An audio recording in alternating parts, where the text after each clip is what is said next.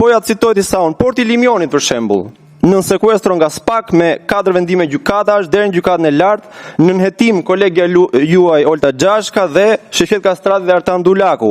Porto Romano, SPAK ka nisur hetimet dhe ka sekuestruar dosjen e tenderimit. Bëhet fjalë që është ndërhyr në hidrovorin që mundson largimin e ujit nga zona e Durrësit, është ndërhyr në ndërtime në një zonë ushtarake dhe në një zonë të trashëgimisë kulturore. Ndërkohë që tenderi ka dështuar.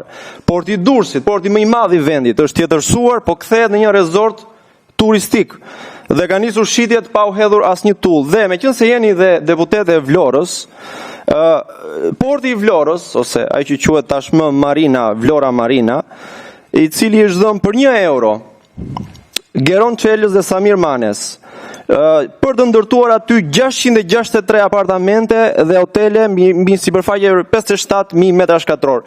Pra për 1 euro, atë çfarë përfitimi i ka sjell, çfarë kanë përfituar qoftë qytetarët e Vlorës, qoftë shteti shqiptar, me faktin që ka dhënë, po e theksoj, për 1 euro, ndërkohë që aty do ndërtohen gjithë to rezorte. Dhe tre përfituesit më të mëdhenj të programeve publike, projektet e marinave të Durrësit, Vlorës dhe Limionit në Sarand, të tre së bashku kanë përfituar rreth 1.1 milion metra katror truall.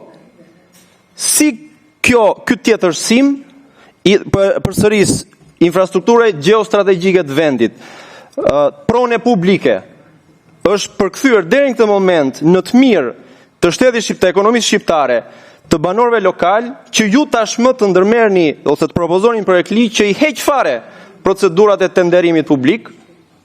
Pyetjen e kam edhe për kolegët e mazhorancës që përgatiten për ta votuar këtë projekt ligj dhe që kanë të tjerët që kanë votuar në komisionet e tjera. Si më thoni, si ky projekt ligj nuk është një projekt ligj që hartohet për interesat caktuara dhe që nuk është në dëm në afat gjatë për vendin tonë. Një vend i cili ndodhet në mes të mesdheut, që duhet kishte prioritet portet tregtare, ndërkohë gjithë portet tona po i kthejmë në rezorte turistike për interesa private. Faleminderit.